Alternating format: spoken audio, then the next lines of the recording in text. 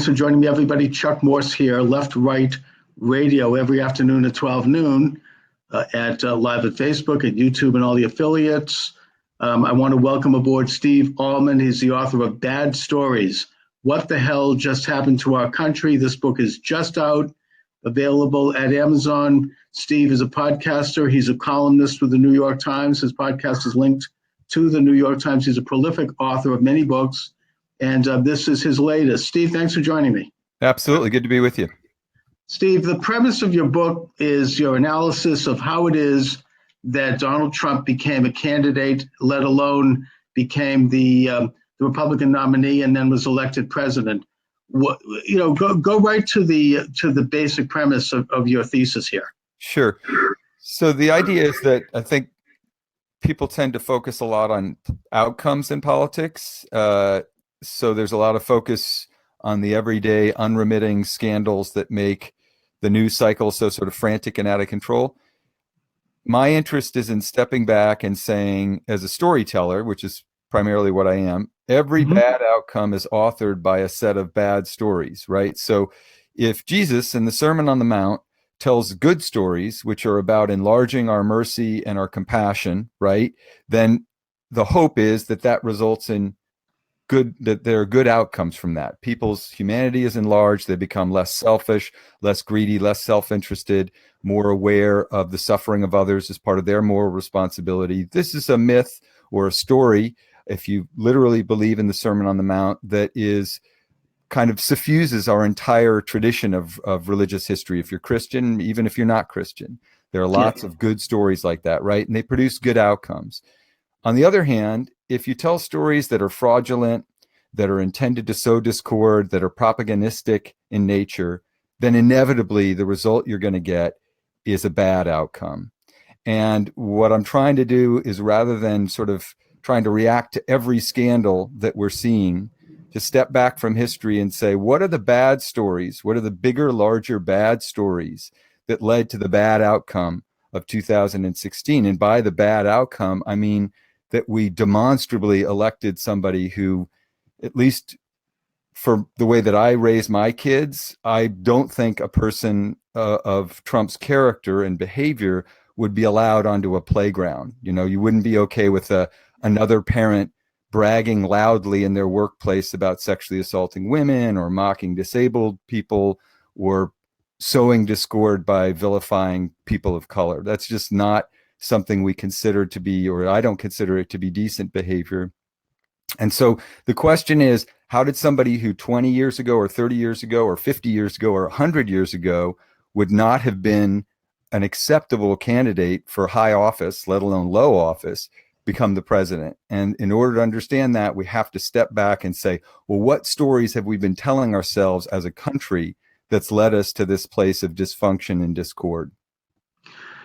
Well, let's go there into that a little bit. What stories are you referring to that you feel were told and were connected to the Donald Trump candidacy? I mean, do you think led to an acceptance of how you define it? I mean, I could take issue, but we'll just go with what you're saying now. Sure.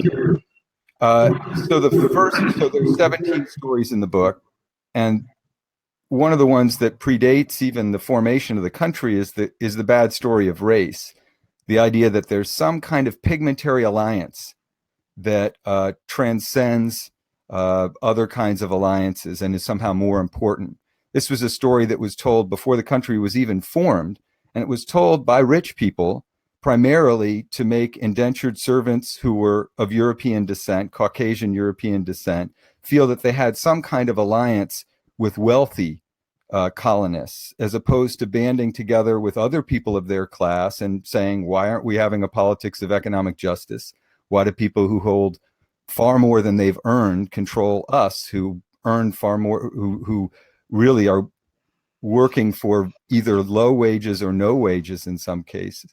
So that bad story of race is one that's permeated our entire history in ways that are pretty obvious when it comes to slavery, and I think are a little bit more subtle when it comes to voter suppression or systemic forms of racism in our criminal justice system, or ...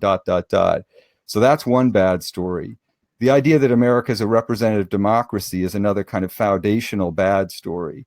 After all, I think we can all agree, even though the ideal when the country was founded was that all men were created equal, those words were written by a slave owner, right? And most of the founders, or many of the founders, were people who actually owned other people, right?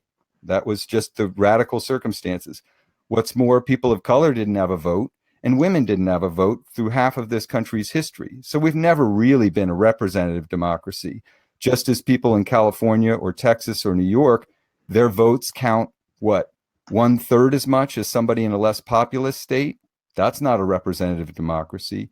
And in fact, if you step back from it even further, the winner in the last election with 104 million non-votes was civic apathy. It wasn't either of the candidates. We live in a system where you can receive 25% of the registered votes and actually be elected to hold 100% of the power. That doesn't feel to me like a representative democracy. So those are the kind of foundational stories I look at.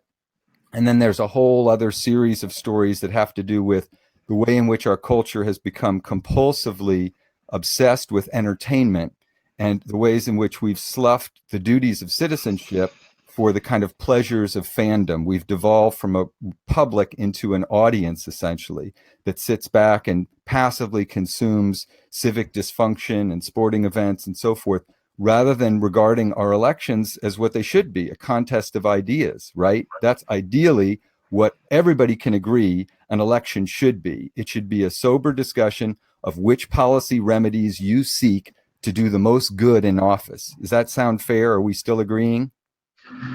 Well, I'll take issue with a couple of things. Firstly, this country has never been, nor has it ever claimed to be, a representative democracy. I think the founding fathers rejected the democracy idea in favor of a limited republic. This is a republic. It's for the republic of which we stand.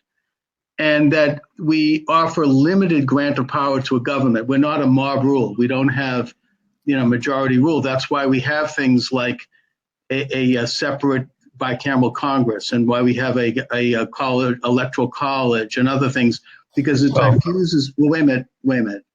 It diffuses powers and it balances powers between several branches, and it basically allows the genuine mandate of power, the grant of power, to reside with the citizen and not with the government. Wait a second. As far as racism goes, then every citizen's vote should count equally, right? What you just said, Chuck, means that every citizen's vote should count equally, right? Well, when it comes to the presidency, no, actually, because the electoral college. Well, we could argue the electoral college. If we want to get rid of the electoral college, then the president will only have to campaign in Manhattan. But the fact is that the idea put forth by the electoral college was to essentially distribute powers to the smaller states, to the rural states, to places like Vermont. Wait a minute. A bad story. Places like the electoral Vermont. college was the result of bringing the attempt to bring the southern states into the union. This is what I mean. Part of the reason that may be too. Also, places like Vermont and Rhode Island.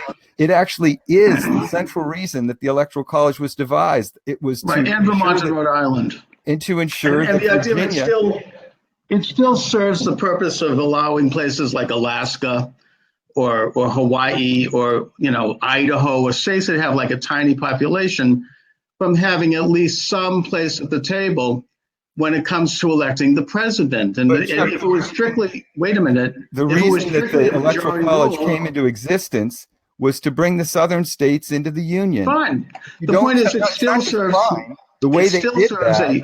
The way they did that, the purpose of having a distribution of powers on the federal level, so the president only doesn't have to just leave Los Angeles. He has to go out to. I know you got your talking like points about Manhattan and Los Angeles, but it's important for your viewers, whoever might be listening to this or watching this, to understand that the story of the Electoral College is the story of slave owner math. It's the story of how you bring southern states into the union, and you do that by assuring them that 3/5 of their non-voting slaves will be counted as citizens. That's how you get Virginia into the union. That's why I don't disagree with that. The seven. Look, but that's if you're not going to step back and look at that and be honest about that. I am honest about it. That's well, then you should tell people that's a part of the story. You just did. Okay. That's part of the after I story. insisted that you stop referring to the electoral college, something that exclusively I think that small we're states. both. I think that we're both right about this. It's a very complex issue, and if you read the minutes to the Constitutional Convention of 1788-89 and the arguments, particularly for Madison, about why you need to have an electoral college, you'll see that all of these things were considered. And yes, they made a compromise with the southern slave states. That's right. Absolutely. That is the great stain on American history. I mean, they did it for pragmatic reasons because they wanted to have a union, and they knew that it was too soon to try to abolish slavery. Although in the Constitution, they did put in an article that ended the slave trade by 1808. And that I think that their intention was ultimately to see slavery wither away. Now you bring up, go to the issue of slavery. You are bringing up the great sin of American history. Absolutely, everyone knows that.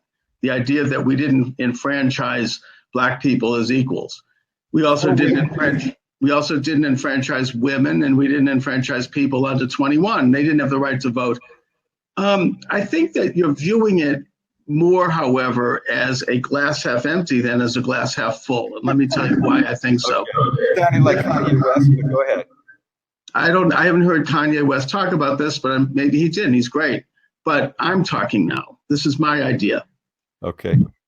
At the time that the Constitution was ratified, it was a radical step forward in terms of enfranchising individuals, because every other nation in the world, with a couple of brief exceptions that would occur briefly, like the Netherlands in the 17th century, they had the concept of divine right of kings. No one had rights at all, except if you were the king and you were in and you were in his favor, if you were part of the court.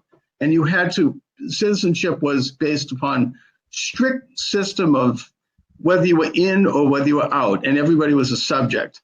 And the Constitution and the American colonists, in there, even though it was imperfect because they only enfranchised white landowners, and that's true, it was still an extraordinary step forward in civilization because at least it enfranchised people. I mean, it wasn't a situation where there was just one guy and his clique running everything. At least it started us on the road toward recognizing that the citizen would be enfranchised and that rights come from the creator, not from the state.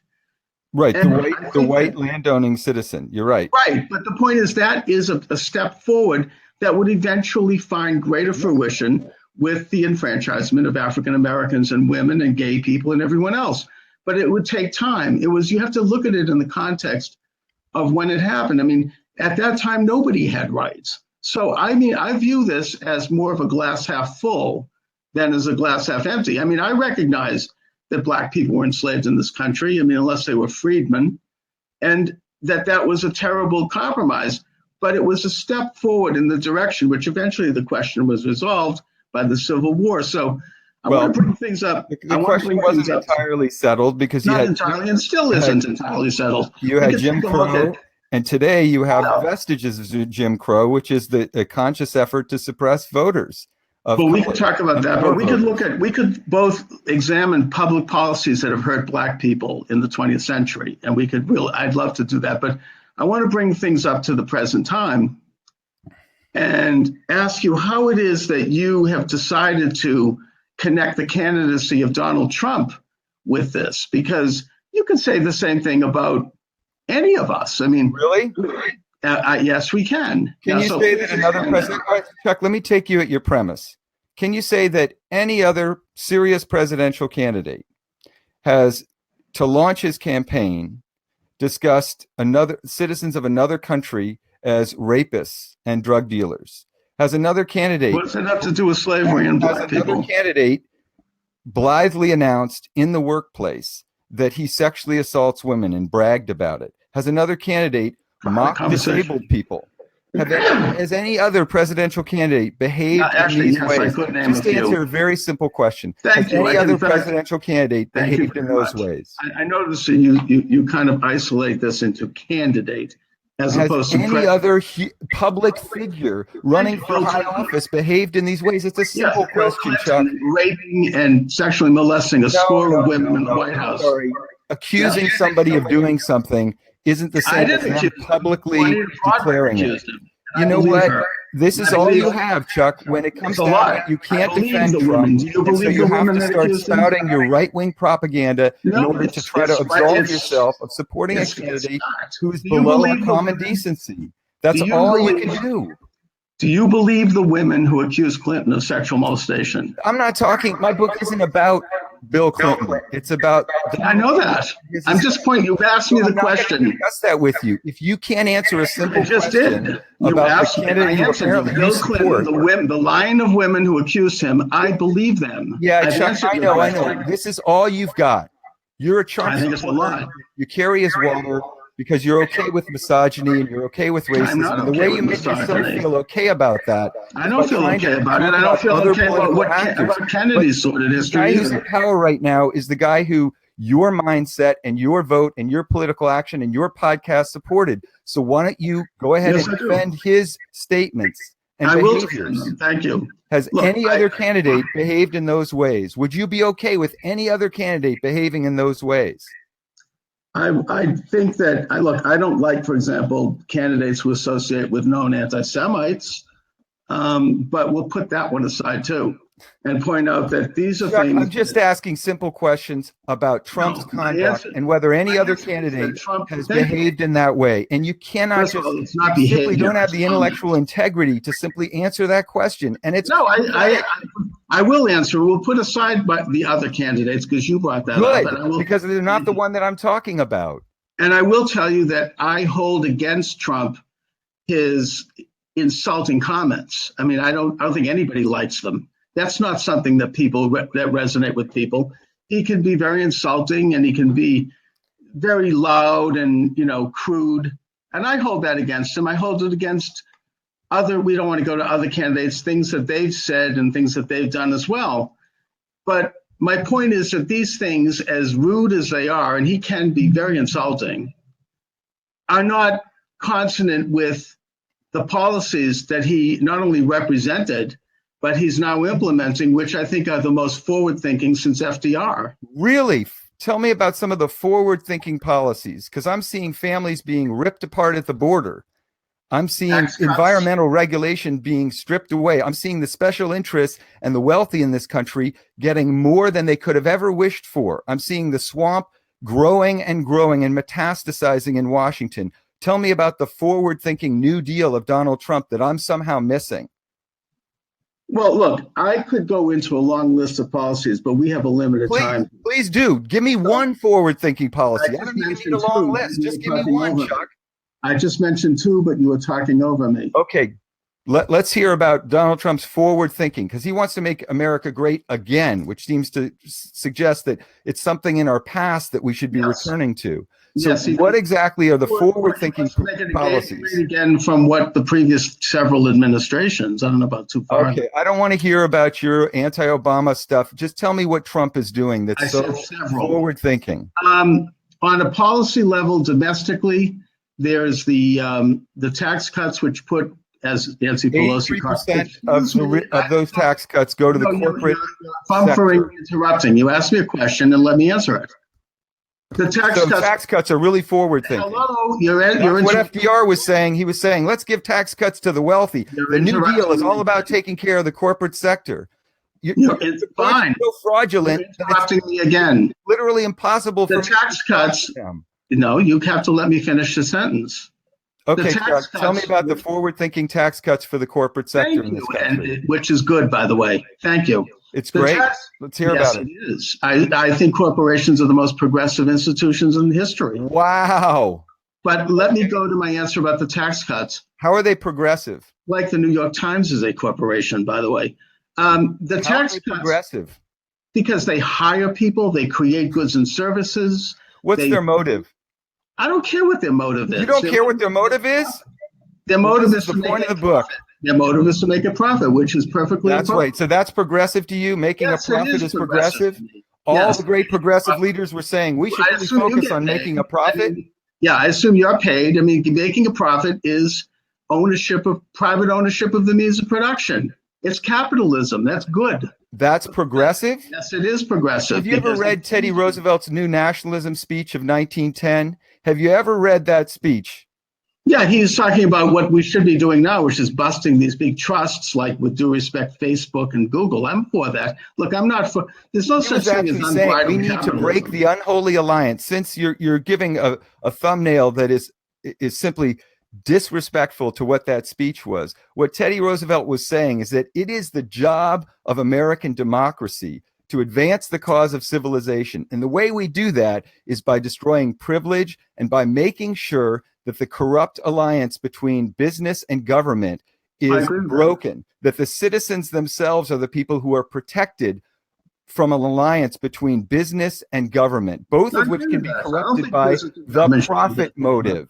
And that's exactly what Teddy Roosevelt was saying, that the popular will can be manipulated by the special interests and can be thwarted by the special interests. And that's precisely what happened in 2016. And the special interests are delighted at those tax cuts. That's what corporations are. They are the constituent parts of the special interests. That's what special interests are. Anyways, I know. Obama, Clinton. We're talking about Trump now. You're the defender. Wall Street support. He basically financed something out of his pocket. But putting that aside, so fraudulent. I'm not so fraudulent. Yeah, Robert Mercer had an election commission report on his donations. He didn't get very little support from Wall Street. It all went to Hillary. Okay, but listen. We're talking about his progressive tax cuts and the progressive idea of making a profit. What Nancy Pelosi calls crumbs actually resulted in many companies around the country raising their minimum wage, which is something the left has talked about forever, doing so voluntarily without the government. It resulted in bonuses for people, things that Nancy Pelosi calls crumbs, that stimulated the economy without raising the debt. The other thing he did was reducing regulation. You believe, and you are asking your listeners to believe, that the debt is not going to be raised. It is going to be raised, but not. Okay, so stop misrepresenting it. Wait a minute, but it was done also with the idea of allowing more capital to continue to exist at its source of production, the individual and the company. Obviously, now, Chuck, you're a student of history. Time to go into all of this. I'm going to go to foreign policy. Hold on a second. I'll just ask you. I just make your listeners aware of one thing. Sure. I'm sure you agree that after World War II, there was a real boom in the American economy. Can we agree on that? Can that be our common ground? Yeah, okay, great. So Eisenhower era, even some of the early Kennedy era, that was like post-World War II. The American economy was doing terrifically. Is that right? Fair characterization? Okay, great. Yes. I just want everybody listening to this to know that the marginal tax rate on the highest tax earners in this country during the Eisenhower era is, and you know this, Chuck, 90%, 90%. And it was 75% under JFK, okay? And the economy was booming. It turns out when you tax the very rich people who have more than they could ever possibly spend, that money goes into the economy and you get things like the Great Society programs and the war on poverty and so forth. And that is, in fact, what Teddy Roosevelt was talking about. People have obscene amounts of wealth in this country, and all Trump is doing, and all he's done his entire life, is become a cash extractor, working on his own behalf and the behalf of the other wealthy people who surround his kleptocracy. That's how it works. You can try to spin that any way you want, but that's actually what happened with those tax cuts. We could talk. I mean, I've heard those talking points about. It's not a talking point. That's history. It's history that the marginal tax rate was 90% during the Eisenhower era. That's history. They weren't paying it because they were like the Kennedys. They had all their money in trusts. Okay. But I want to go to foreign policy, and that is that if there's one thing that Trump has done, and it's maybe more of a philosophical advance, and it may seem like something that's simple and something that we take for granted, but we don't. And successive administrations, both Democrat and Republican, haven't really done this. They maybe give lip service to it, but they haven't done it. And it's something that I think resonated with voters. I think it's why Trump won the election. And that is the idea of putting America first. Now, this is something that makes common sense, because just like you put yourself first and you put your family first, you want your elected officials to put your nation first over any other consideration of any other nation. It's national sovereignty. It's a basic common sense thing. It's a progressive idea. And I think when Trump talked about this, not only did it resonate with people, but for better or for worse, he is trying to exercise it in terms of economic trade policies, which, by the way, his are very similar to Bernie Sanders, by basically trying to create a more of a trade balance and with tariffs, and putting America in a position in the world that says we're going to not get involved with more embroiled foreign wars like Bush did. We're going to put American interests first. We're going to act in our own interests, and we would recommend that other nations do the same. Now, this is more of a stylistic thing, I'll admit, but it's something that I think is a tremendous learning opportunity to realize the progressive nature of national sovereignty, not being entangled in international affairs that transfer governing power away from the citizen into international bodies. Okay. Something Trump has done. Now, you may not agree with it, but I do think that that's what resonated with people. I think that's what the Trump movement in essence is all about. Okay, so I agree with almost nothing you've said, although I appreciate your articulating that you think that this kind of ethno-nationalism is what people were turned on by, and that you I said nothing about ethno. Okay, well, I think it was ethno-nationalism, but no, it's not ethno. Okay, you're right. Racial resentment, according to every social scientist. That's something that exists in our society. He wants to put all Americans first, regardless of race. Okay, so right. He does, because he's race model. When it comes to race, I know he's never discriminated against people in his housing practices. No, he's never said racist things. That's fine. And his rallies didn't get off on it. Paper went to look at his businesses to see if they could find it. It was all white. And they were shocked to find how integrated it was, and so they didn't report on it. I'm sure they were. I'm sure. Listen, Chuck, you set out that Trump's policies are America first. I got you. I heard your whole rap. Here's what I think happened. I think Vladimir Putin saw this selfish, greedy capitalist who was the logical endpoint of greed gone wild, and he said, you know what?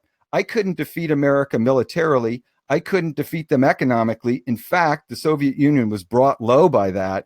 But you know what can defeat America? You know what can send America into an era of perpetual decline? Bad stories. And if I can find somebody who's ready to just sow discord with his every statement, and I can get Americans divided, we could possibly get an American president who will be laughed at by the rest of the world, whose selfishness and corruption will be the laughingstock of the international community, and who will also, to our great advantage, withdraw America's role as the lone remaining superpower and instead jingo up a bunch of concerns about immigration and get America's thinking inwardly rather than on our role as a promoter of democracy and somebody who uses diplomacy to take a leadership role on this world stage. And also conveniently, all of those sanctions against us are going to be withdrawn, and the possibility that we can start to exercise hegemony over the European continent will be increased manifest and manifold. I think Vladimir Putin wanted to make Russia great again, or the Soviet Union even, and he got his dream candidate in Trump. And I think everybody who supported him got suckered.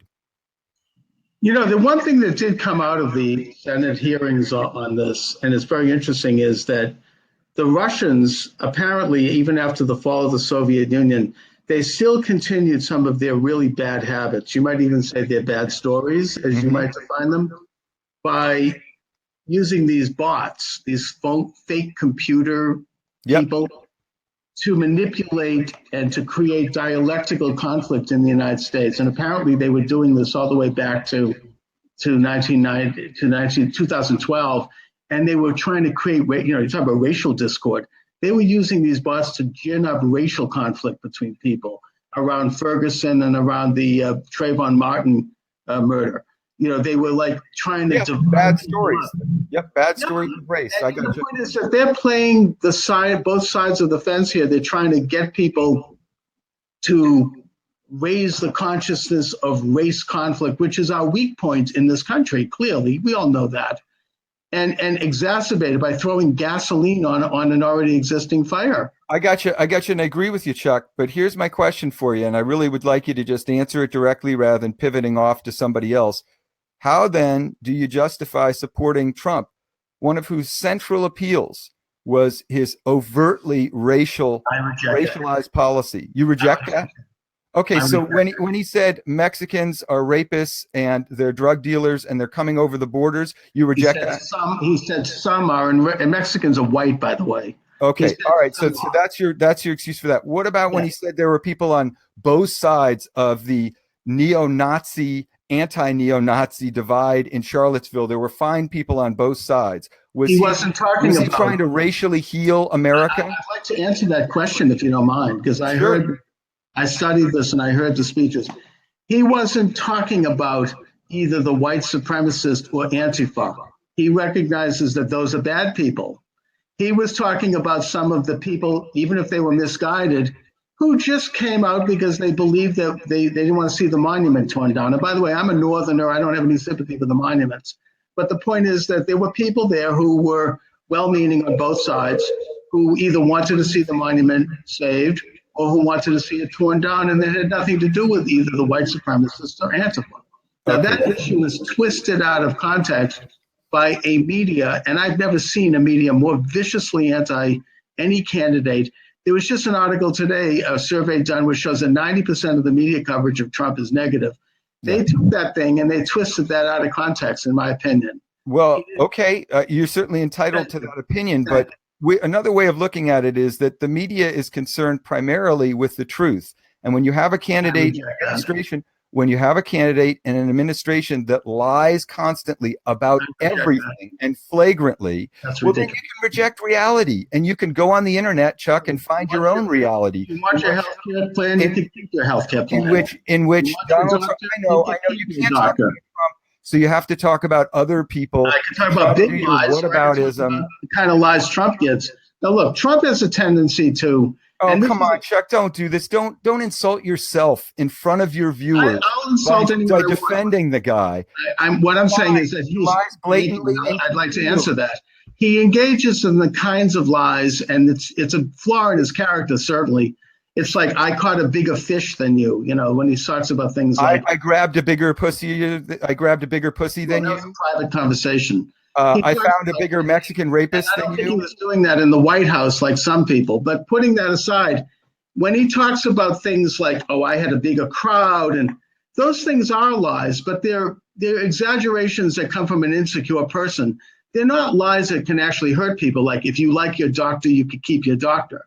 How about this one, Chuck? The government is going to set up death panels to kill grandma. Yes, they are. Okay, so here's the deal, Chuck. Here's the deal. You believe in bad stories. You're a propagandist, and you speak to your audience, however many dozens there are. Are you familiar with the Corey stories?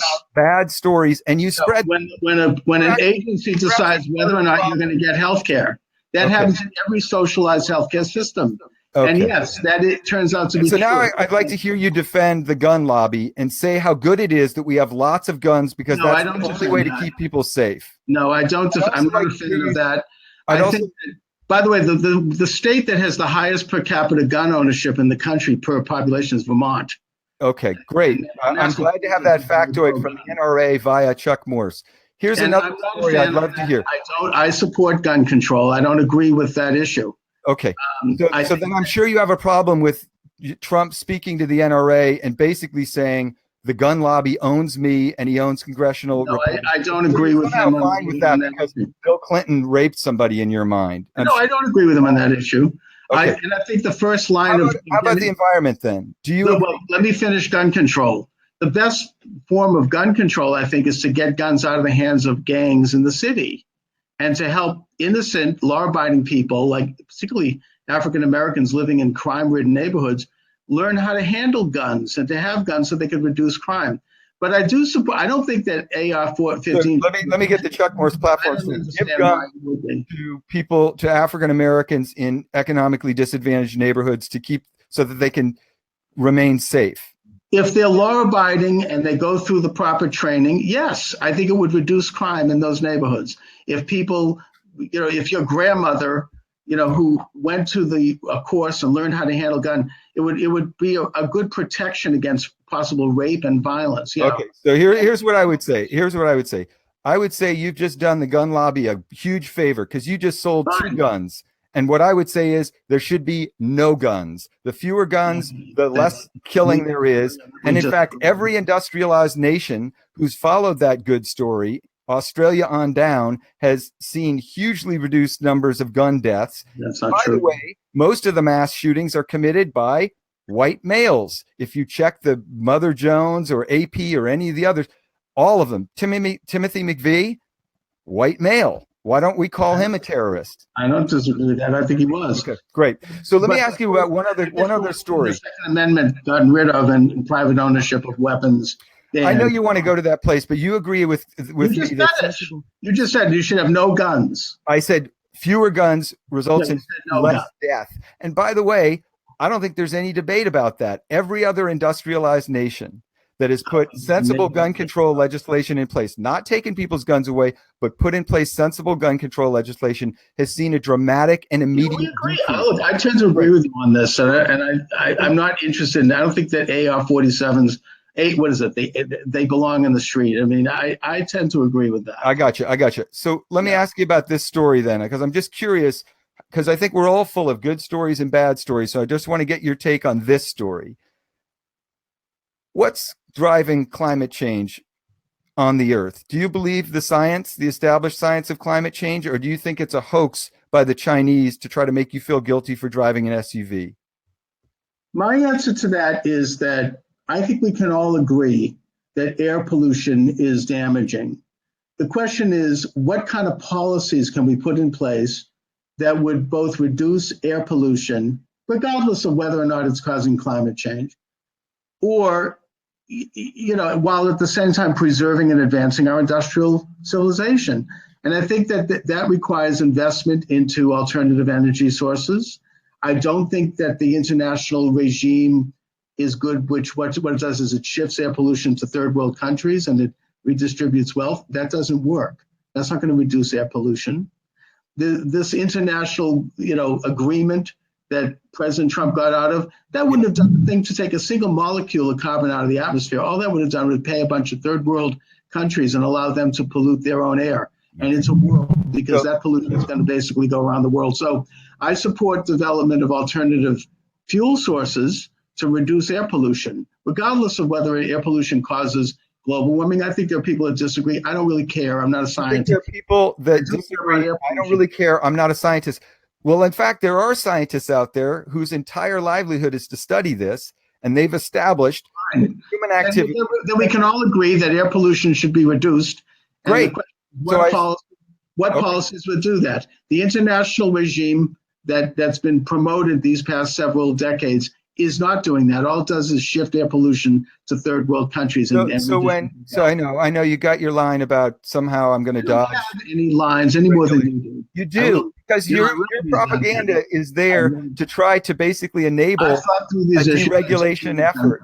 And you don't want people to connect those dots, but at least while I'm on your program, I'm going to connect those dots. When you say the point is no use in being in the Paris Climate Accords, you're simply misrepresenting to your audience the effect that it would be that the United States would have in being a signatory to that agreement. The whole idea. All it would do is it would hand over American taxpayer money to the shadowy group. You're lying to your audience. You're lying, and you're That's what President Trump said, and I believe him. You're lying. No, I'm lying. You're propagandizing your audience.